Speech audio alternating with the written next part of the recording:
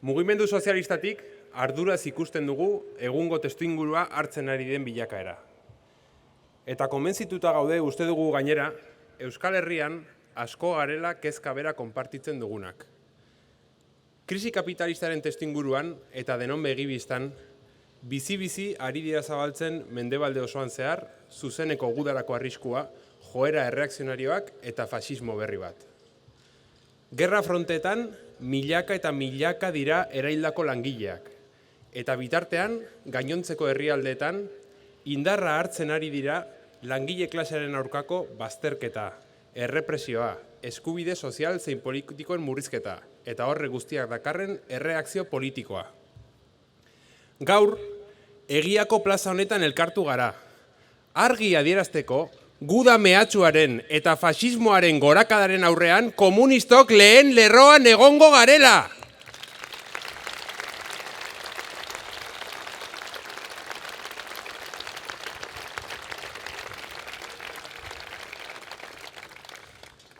La oligarquía y los grandes empresarios europeos están demostrando que sus intereses son idénticos a los de la oligarquía estadounidense y que tienen una apuesta clara: sacrificar a las clases trabajadoras de Europa.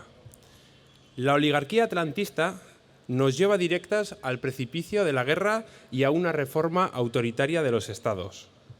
Para ello, tienen a su brazo armado la OTAN y a un sinfín de políticos profesionales alistados a su causa, tanto dentro de la Unión Europea como en los Estados miembros. Y es que han encontrado en la guerra de Ucrania la posibilidad para acelerar su plan de ofensiva contra los salarios y de recorte de derechos sociales y políticos. La excusa de la guerra posibilita a la oligarquía profundizar en el autoritarismo, desarticular la industria, como estamos viendo en Alemania, y deslocalizar los capitales a inversiones más rentables. Nosotros nos preguntamos, ¿cuánto les costará a Volkswagen y Mercedes empezar a cerrar fábricas en Euskal Herria? ¿Cuánto les costará empezar a despedir a cientos de obreros? Pero es que tenemos claro que la excusa de la guerra les sirve también para bajar los salarios o no subirlos cuando la vida para todos nosotros no deja de encarecerse. Además, implementan recortes contra los servicios públicos como la sanidad o la educación. Y, cómo no, siguen haciendo negocio a través de sus empresas de la industria militar. Estamos en manos de una alta burguesía dispuesta a llevarnos al matadero para asegurar su posición privilegiada. Y todo esto en medio de una crisis económica. Mientras tanto, desarrollan una guerra propagandística y cultural para que la clase trabajadora europea siga ideológicamente alienada en una visión nacionalista de clase media. Una propaganda incesante para que la clase trabajadora no vea claramente que la fuente de sus problemas reside precisamente en el poder de la oligarquía. Una guerra ideológica para que la clase trabajadora se enfrente a sí misma en una lucha de identidades y de violencia contra los más débiles, retrasando así el surgimiento de un bloque revolucionario en el seno de la clase trabajadora de Occidente. Para ese fin, nos bombardean día tras día con la propaganda del miedo y el lenguaje belicista en televisiones y medios oficiales. El miedo al enemigo externo, a los rusos, a los chinos, a los iraníes, y el miedo a los ocupas, a los pobres y a todas aquellas personas que vienen de más allá de nuestras fronteras, desplazadas, por cierto, por los conflictos militares y el saqueo imperialista que nuestra propia oligarquía está desarrollando ahí, en sus países de origen. Esa es la verdadera realidad.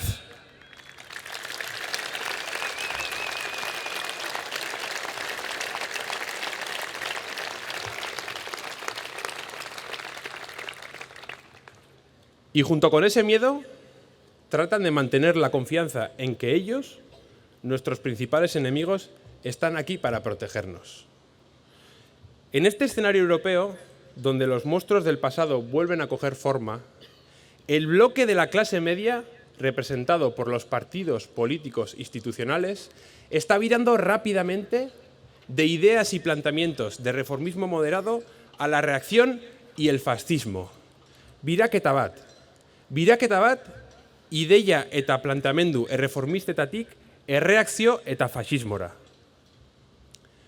Burgesiaren eta erdi mailako klasearen hainbat estratuk bere privilegioak arriskuan ikustearen ondorioz, joera baztertzaileak ari dira gailentzen mendebaldeko gizarteetan. Kapitalismoak eskaintzeko duena gutxi batzuen eskuetan banatu nahi dute. Langile klasearen gehiengoa hortik kanpo utzita. Horretarako, argi dugu, politika autoritarioen nagusitzea da beraientzat biderik errazena. Politika autoritarioak etorkinen aurka, emakume langileen aurka, okupazioaren aurka, gazteen aurka. Hori da sortzen ari den eszenatokia. Eta eszenatoki horretan, fasismoa eta eskuin muturra dira indarra hartzen ari direnak.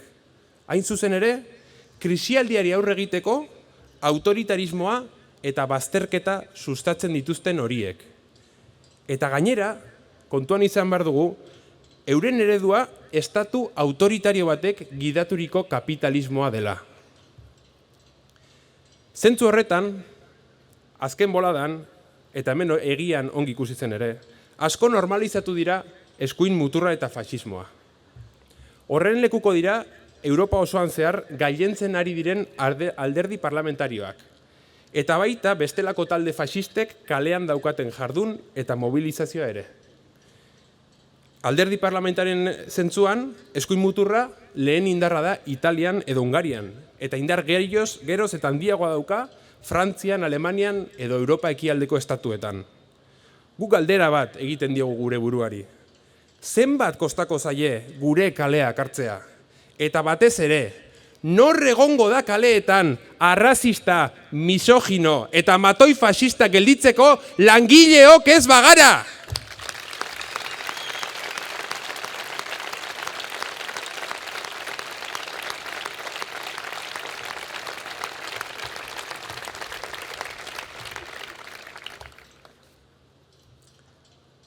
Oraingoz, ikusi dugu fasismoak parlamentuetako eta estatuko ateak irekita dituela.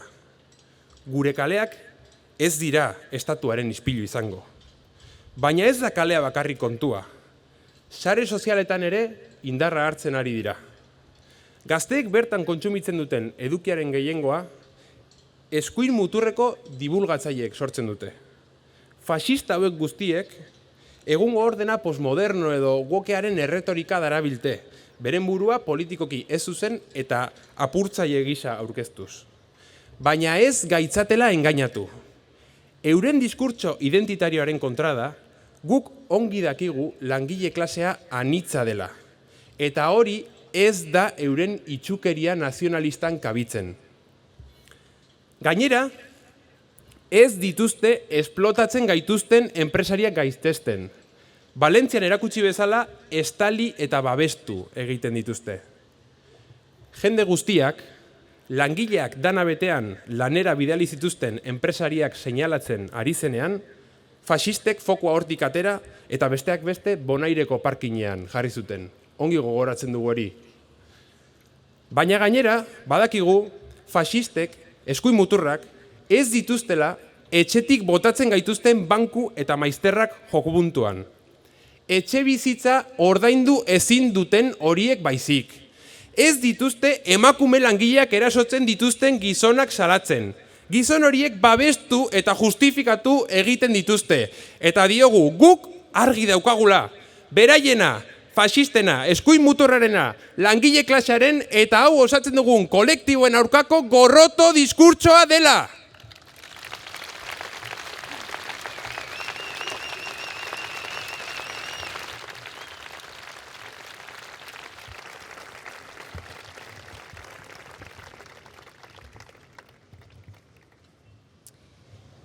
Sozialdemokrazia ere hemen ez da atzean geratzen.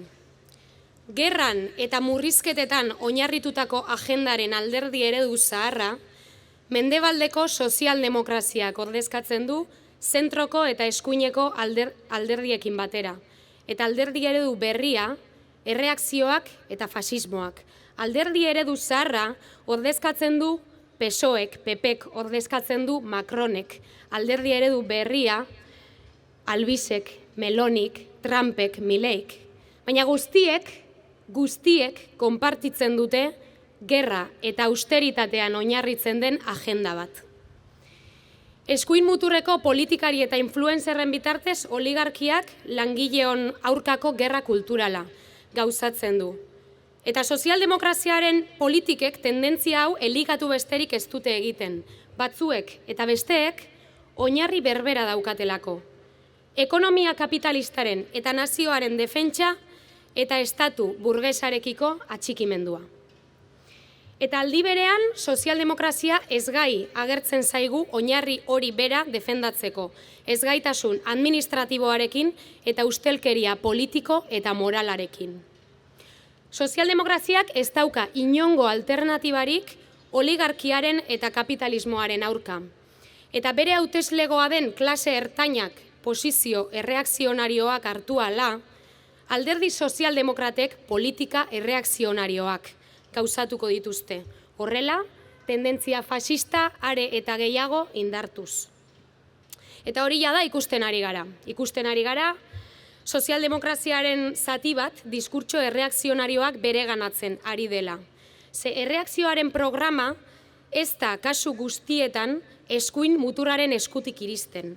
Sozialdemokrazia edo zentro liberaleko alderdiak dira kasu askotan aurrera daramatzatenak etorkinen aurkako politikak, desjabetuen kontrakoak, langile klasearen pobretzean sakontzen dutenak.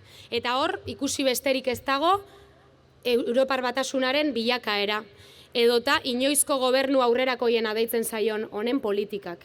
Edo ikusi besterik ez dago, azken asteetara etorrita, PNV-ren ekimenez onartu berri den okupazioaren aurkako legea. Guk argi diogu. Joera erreakzionarioei aurre egingo diegu datozen lekutik datozela.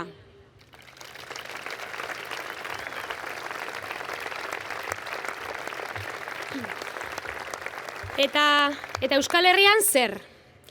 Euskal sozialdemokraziak kontrakoa sinestarazi nahi badigu ere, Euskal Herrian ez gaude joera hauetatik salbu. Gurea ez delako munduko joeretatik aparte bizi den nazio bat. Eta munduan zehar gertatzen denak hemen ere eragiten duelako.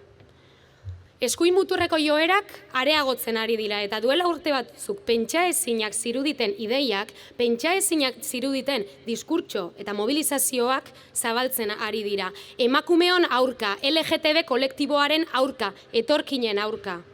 Eta bai, gehienetan eskuin muturreko jendea da, ekimen hoiek bultzatzen dituena. Baina hainbatetan alderdi tradizionalen zein beren burua ezkerrekotzat daukaten beste batzuen babesa ere topatzen hasiak dira. Eta gaur non gauden ikustea besterik ez dago. Donostiko kaleko afari solidarioen debekua da horren adibide nagusi bat. Eta lo que no te cuentan de Donosti bezalako plataformen agerpena ere bai. Jende hau, talde hauek, lur hartzeko alegina ari dira egiten, eta lur hartzeko alegina ari dira egiten, segurtasun ezaren aitzakiapean. Ez gaitzatela engainatu. Egoera honen oinarrian dagoena langile klasearen pobretzea da. Eta horren ondorioei ez zaie aurre egingo langileon eskubide politikoa murriztuz, polizia gehiagorekin eta debekuekin. Baliabide material gehiago behar dira eta langile klaseko jendeak bizimodu duin bat izateko eskubidea dauka. Eta horretarako oztopo nagusia eredu kapitalista bera da eta agintean dagoen oligarkia. Zegu, hemen, gero eta okerrago bizigaren artean, hemen horretaz aprobetxatzen diren enpresariak daude. Egun bat gehiagoz, beraien poltsikoek gainez egin dezaten langileak hiltzea ere berdin-berdin zaienak. Aurten, Euskal Herrian, 60 langile hil dira, eta hoiek gure hildakoak dira.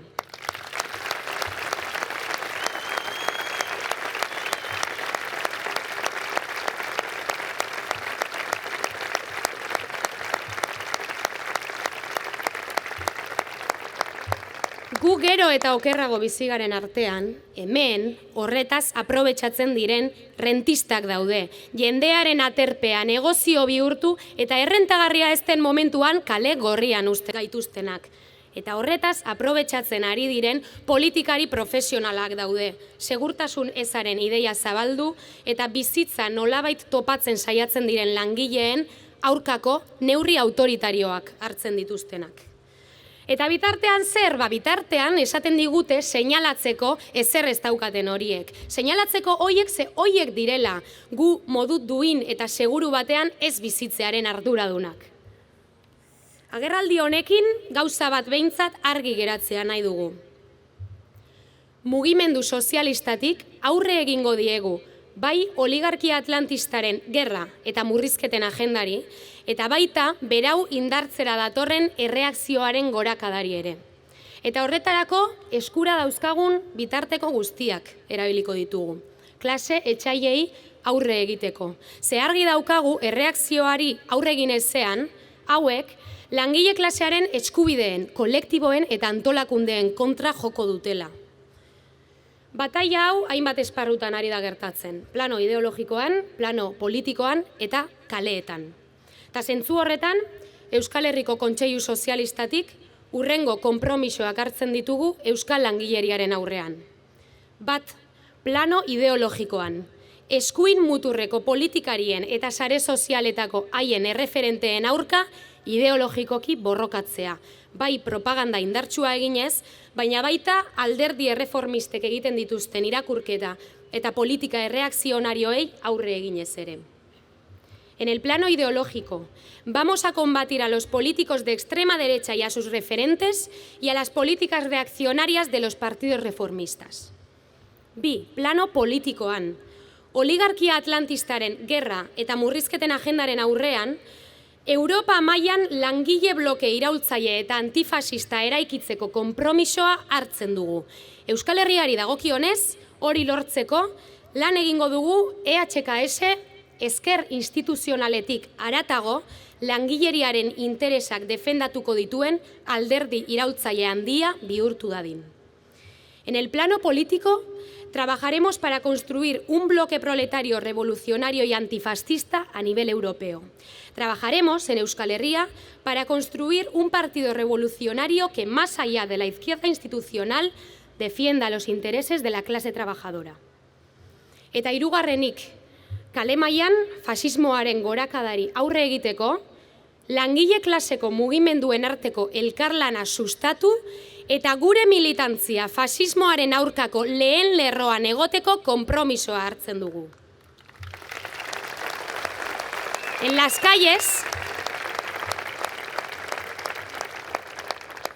calles nuestra militancia va a estar en la primera línea de toda esta lucha. A vosotros y a vosotras, quienes combatís este mal día a día, os decimos: tenemos claro que hará falta la fuerza de todos nosotros para pararlos, pueblo a pueblo, barrio a barrio. Os hacemos este llamamiento a la unidad de clase.